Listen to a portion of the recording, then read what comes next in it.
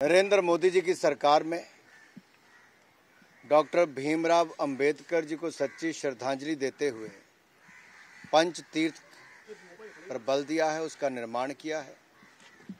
जहां एक और मऊ, नागपुर, दिल्ली और यहां तक कि इंग्लैंड में भी डॉक्टर भीमराव अंबेडकर जी का म्यूजियम और मेमोरियल बनाया गया, तो वहीं पर एक ऐतिहासिक क्षण उस समय था जब मोदी जी ने 2018 में नींव पत्थर रखा था इस इंदू मिल में एक भव्य स्मारक बनाने के लिए, एक मेमोरियल बनाने के लिए।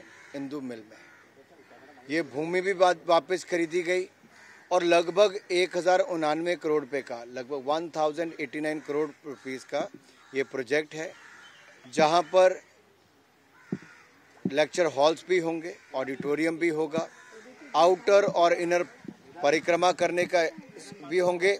और जो मेरे पीछे आप देख रहे हैं, यहाँ पर 450 फुट ऊंची प्रतिमा भी लगाई जाएगी, जिसका 100 फुट का बेस होगा तो 350 फीट की प्रतिमा होगी। ये अपने आप में न केवल मुंबई बल्कि भारत के लिए एक आकर्षण का केंद्र बनेगा।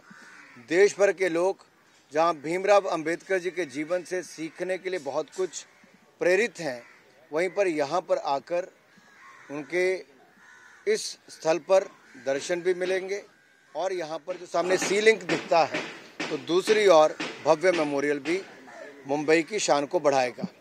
विकास तीर्थ की जब हम बात करते हैं तो कल मुंबई कोस्टल रोड हम देखने गए थे, मेट्रो ट्रेन जो तेजी के साथ बन रही है, मेट्रो नेटवर्क, और अब भीमराव अंबेडकर जी का मेमोरियल बाबा साहब का बन रहा है। ये अपने आप में विकास तीर्थ में जुड़ता है।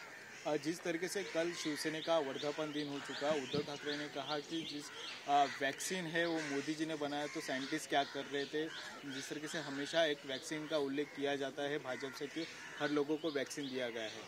2.5 साल जो व्यक्ति अपने कमरे में घर में ही बंद रहा हो, अपने कार्यकर्ताओं को भी ना मिल पाया हो, जो कोविड के डर से घर से नहीं निकला, उसको सत्ता से निकालने का काम उनके ही कार्यकर्ताओं ने किया है, जनता ने किया है। और जब अपनी विचारधारा को छोड़कर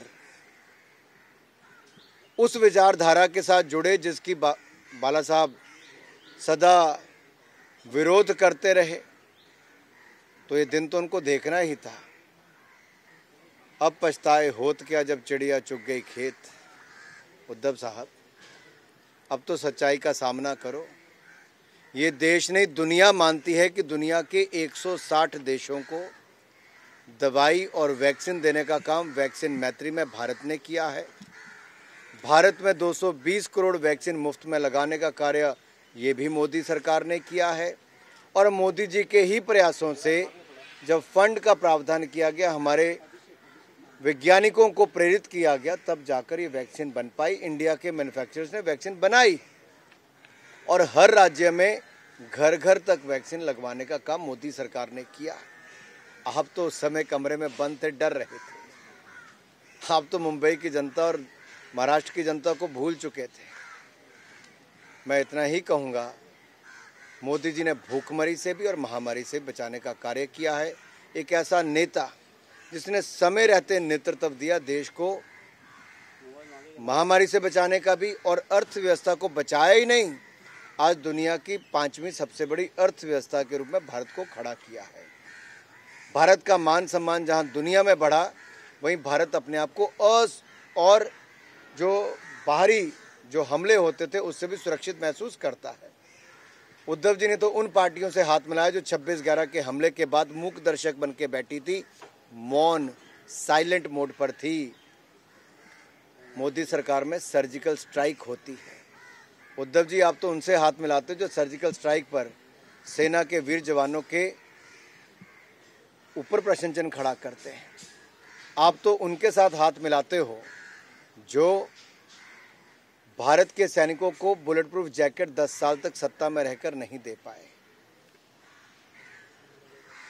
जिस तरीके से मणिपुर की बात भी की जा रही है, क्योंकि मणिपुर में जिस तरीके से हंगामा चालू है उधर ध्यान देना चाहिए। महाराष्ट्र और मुंबई में घूमने से अच्छा मणिपुर में जाके देखिए। मैं 2 दिन पहले पालघर में था और उद्धव जी की सरकार में किस तरह से पालघर में संतों के ऊपर हमले भी हुए, हत्या भी हुई, और जिसके रहते संतगणों के ऊपर ये हुआ हो उसको तो शर्म करनी चाहिए। संजय राउत एक गद्दार दिन बनाना चाहिए, ऐसा भी आज पत्र संजय राउत ने को लेटर लिखा है कि जो आज का दिन है वो वर्ल्ड ट्रेटर्स डे बनाना चाहिए, विश्व गद्दार दिन उसे घोषित कर देना चाहिए, ऐसी उनकी मांग है। देखिए, कुछ लोग हैं जिनके पल्ले कुछ नहीं है, उनके पास कुछ नहीं है, उनके पास अनाप शनाप बयानबाजी के अलावा कुछ नहीं, क्योंकि आप लोग उनको थोड़ा ज्यादा महत्व देते हो। क्या है उनके पास?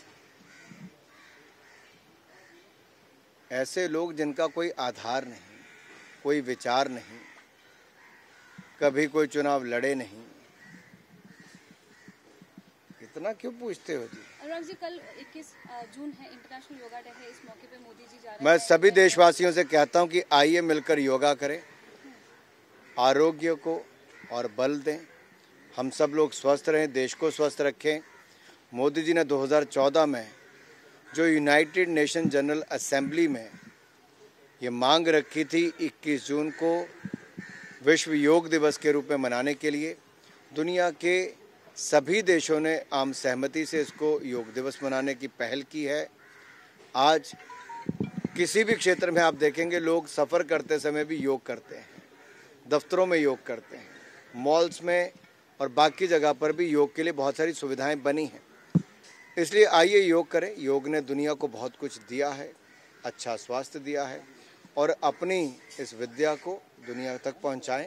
आइए सब मिलकर योग करें। 3 दिवसीय अमेरिका के दौरे पर यूएन के हेडक्वार्टर्स में इंटरनेशनल योगा डे का सेलिब्रेशन होने जा रहा है। पहली बार मोदी जी वहां खुद मौजूद होंगे। देखिए, जिस यूनाइटेड नेशन जनरल असेंबली के समय अंतर्राष्ट्रीय योग दिवस 21 जून को मनाने की मांग मोदी जी ने रखी थी और आम सहमति से उसको लागू किया गया, ये ऐतिहासिक क्षण भारत के लिए है कि भारत के प्रधानमंत्री ठीक 9 वर्षों के बाद उसी स्थान पर दुनिया के बड़े बड़े लोगों के साथ यूनाइटेड नेशंस के हेडक्वार्टर पर योग मनाएंगे।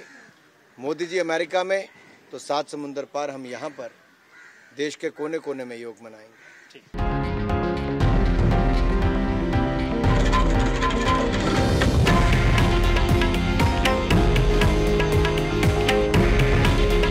हे आहे देशातील नंबर 1 न्यूज नेटवर्क आणि आपण पाहत आहात TV9 मराठी। काळजी तुमची, हित महाराष्ट्राचं।